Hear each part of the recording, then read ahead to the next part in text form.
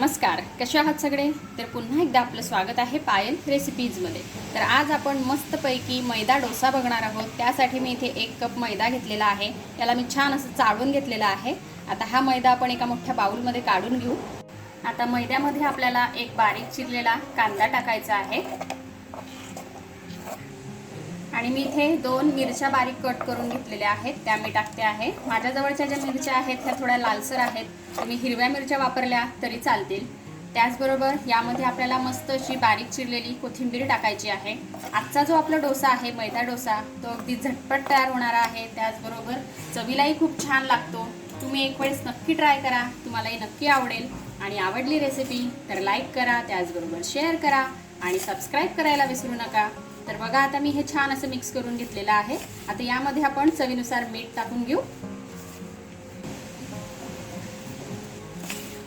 आता मीठही छान असं मिक्स करून झालेलं आहे। यामध्ये आपल्याला थोडं थोडं करून पाणी टाकायचं आहे आणि पातळ असं बॅटर आपल्याला याचं तयार करायचं आहे। कितपत पातळ करायचं आहे ते मी सांगतेच, पण सुरुवातीला खूप पाणी टाकायचं नाहीये, हे आपल्याला लक्षात ठेवायचं आहे। तर इथे मी पाणी टाकून हे छान असं मिक्स करून घेतलेलं आहे। बघा, तुम्हाला मी बॅटर दाखवते। असं बॅटर आपल्याला करून घ्यायचं आहे, खूप घट्ट ठेवायचं नाहीये, थोडंसं पातळच बॅटर आपल्याला हे करायचं आहे। तर इथे मैदा डोसा बनवण्यासाठी आपलं बॅटर जे आहे ते रेडी आहे। चला तर मग पुढे काय करायचं आहे ते आपण बघूया। आता मी इथे तवा हा गरम करून घेतलेला आहे। आता गरम तव्यावरती आपल्याला हे जे बॅटर आपण तयार करून घेतलेलं आहे ते टाकायचं आहे आणि जेवढं पसरवता येईल तेवढं आपल्याला पसरवून घ्यायचं आहे। तर इथे मी डोसा छान असा पसरवून घेतलेला आहे। हा जो डोसा असतो हा खूप असा पातळ होत नाही, थोडासा जाडच असतो। आता यावर आपण थोडं तेल टाकून घेऊ आणि आजचा जसा आपला डोसा एकदम मस्त आहे, तसेच मी खूप सारे वेगवेगळ्या प्रकारचे डोसे हे तयार केलेले आहेत। टोमॅटो डोसा किंवा मग रवा डोसा किंवा मग नॉर्मल आपण जे तांदूळ वगैरे भिजवून करतो ते डोसे, खूपच डोस्यांचे प्रकार मी टाकलेले आहेत। ते तुम्हाला बघायचे असतील तर मी आय बटनवर तुम्हाला देईल, तिथे जाऊन तुम्ही बघा। म्हणजे वेगवेगळ्या प्रकारचे डोसे तुम्हीही घरी तयार करू शकता आणि त्याची मजा घेऊ शकता। तर बघा, मी इथे तेल छान असं टाकून घेतलेलं आहे। तर आता एक साइडने आपला डोसा हा छान असा झालेला आहे। आता आपण याला टर्न करून घेऊ।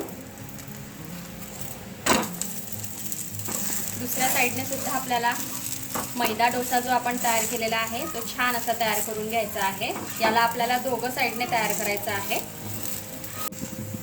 आता खालच्या साइडने सुद्धा मी याला छान असा तयार करून घेतलेला आहे। आपण याला पलटून बघूया। बघा, या साइडने सुद्धा आपला डोसा छान असा झालेला आहे।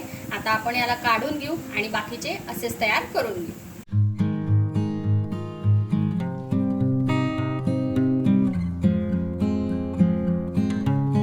तर बघा, हा पण आपला डोसा दोघं साइडने छान असा झालेला आहे। आता यालाही आपण काढून घेऊ। आता मी मस्तपैकी हा जो मैदा डोसा आहे हा आपल्याला सर्व करून दाखवते।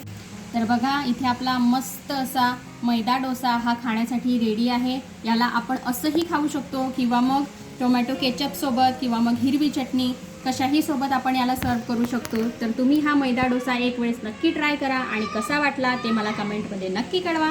आपण भेटूया असेच एका छानशा रेसिपी सोबत नेक्स्ट व्हिडिओमध्ये। तोपर्यंत आपली काळजी घ्या आणि जाता जाता चॅनलला सबस्क्राइब करा। Take care, bye bye.